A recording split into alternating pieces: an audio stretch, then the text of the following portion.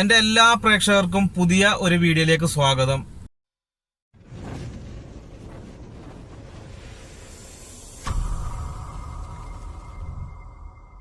അപ്പോൾ തമ്പനയിൽ നിങ്ങൾ കണ്ടിട്ടുണ്ടാവും.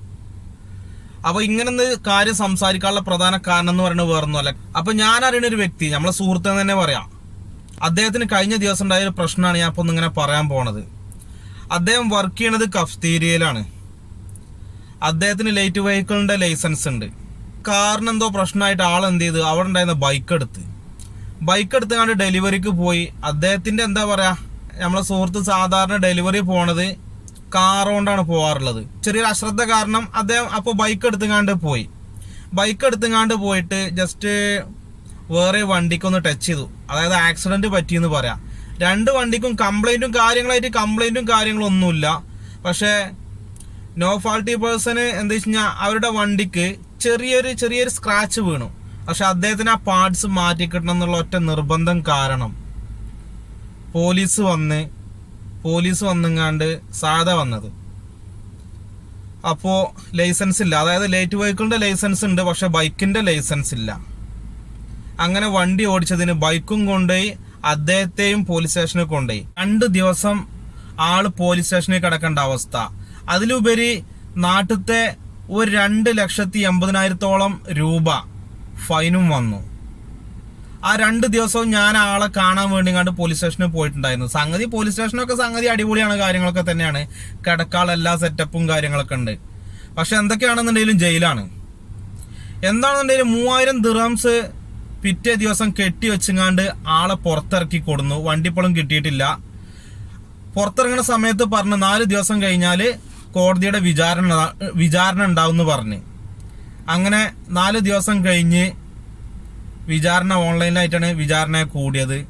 11,000 ദിർഹംസ് വീണ്ടും ഫൈന്. Total 14,000 dirhams. ഇപ്പോഴത്തെ കണ്ടീഷനിൽ നോക്കുകയാണെന്നുണ്ടെങ്കിൽ നമ്മളെ നാട്ടിലത്തെ 2,80,000-ൽ പുറം എമൗണ്ട് വരും. അപ്പോൾ ഇതൊക്കെ പറഞ്ഞു കഴിഞ്ഞാൽ ഇനിയിപ്പോൾ എത്ര മാസം അദ്ദേഹം പണിയെടുക്കണം, അദ്ദേഹത്തിന്റെ ഒരു കഫ്തീരി പണിയെടുക്കുന്ന ആളുകളുടെ സാലറി എത്രക്കാരെന്നുള്ളത് ഏകദേശം എല്ലാവർക്കും മനസ്സിലാവുന്ന കേസാണ്. അപ്പൊ ഇങ്ങനെയുള്ള ചെറിയ അശ്രദ്ധ മൂലം നമ്മൾ ഈ വരുത്തി വെക്കുന്ന സംഗതികളുണ്ടല്ലോ, അപ്പൊ അതൊക്കെ ഒന്ന് ഒഴിവാക്കുക.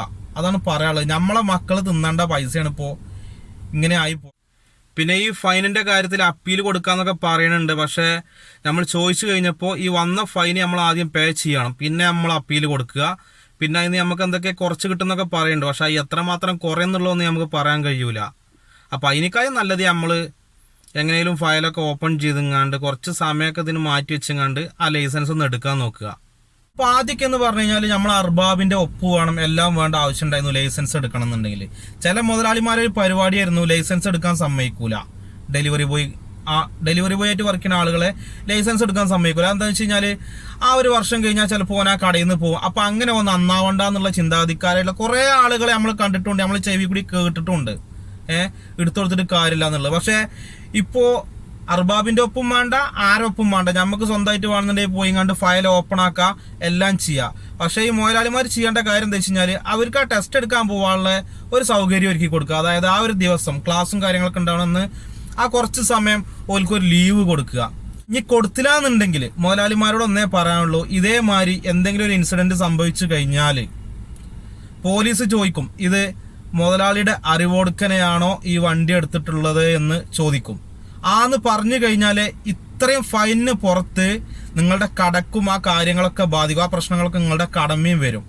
അപ്പോൾ അതുകൊണ്ട് എല്ലാ മുതലാളിമാരും ശ്രദ്ധിക്കുക. പിന്നെ എങ്ങനെ വണ്ടി ഓടിക്കുന്ന ആളുകളും ശ്രദ്ധിക്കുക.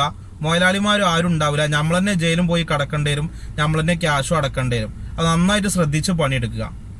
എപ്പോഴാണ് നമുക്ക് കട്ടകാലം വരിക എന്നൊന്നും പറയാൻ കഴിയൂല. ആളുകൾക്കൊക്കെ എന്തെങ്കിലും സംഭവിച്ചു കഴിഞ്ഞാൽ കാരണം വലിയൊരു പ്രശ്നമായിട്ട് വരിക. അപ്പൊ നല്ലോണം എല്ലാവരും ശ്രദ്ധിക്കുക. തന്നെ ലൈസൻസ് എടുക്കാതെ നടക്കണ കുറെ ആളുകൾ ഉണ്ടാവും. അങ്ങനെയൊക്കെയുള്ള ആളുകളിലേക്ക് ഈ സംഗതി ഒന്ന് എത്തിച്ചു കൊടുക്കുക. ഇത്ര രൂപ ഫൈൻ വരുന്നുള്ളതൊക്കെ. അപ്പൊ നമുക്കിപ്പോ നമ്മളെ കൂട്ടുകാരൻ്റെ അനുഭവം കൊണ്ടാണ് നമുക്കിത് ഇങ്ങനെ മനസ്സിലായത്. ഇങ്ങനെ ജയിലിൽ കിടക്കേണ്ടി വരും. പിന്നെ അവര് സമയം കൊടുത്തിട്ടുണ്ട്, അതിൻ്റെ ഉള്ളിൽ ഫൈൻ അടച്ചിട്ടില്ല എന്നുണ്ടെങ്കിൽ വീണ്ടും പോലീസ് ഒന്നും കണ്ട് നമ്മളെ പൊക്കിക്കൊണ്ടുപോകും. അപ്പൊ ഇത്രേ പറയാനുള്ളൂ ഇന്നത്തെ വീഡിയോയില്. പിന്നെ നമ്മളെ വീഡിയോ ആദ്യമായിട്ട് കാണുന്ന ആളുകൾ ഉണ്ടെന്നുണ്ടെങ്കിൽ ഒന്ന് സബ്സ്ക്രൈബ് ചെയ്യുക, അപ്പുറത്തുള്ള ബെല്ലൈക്കൺ ഒന്ന് അമർത്തുക. അപ്പോൾ നമുക്ക് എന്തായാലും നല്ലൊരു വീഡിയോയുമായി വരും വരെ എല്ലാവരോടും മാസലാമ.